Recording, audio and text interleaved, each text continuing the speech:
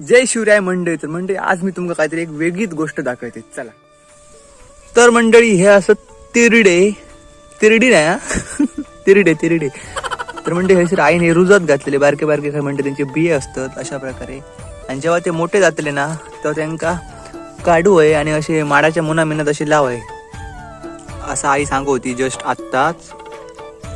त्यांना लावतं म्हणजे कारण असं की जेव्हा हे मोठे जातात ना तर मस्त फुलं लागतात म्हणतं का त्यांना आणि भारी दिसतात एकदम बघू. तर बघूया आता हयसर लावचे असतात का हय लावचे असतात ते. तुमका ह्याच्या आधी माहिती होता का तेरड्यांक अशी ह्या येतात काय फुलं.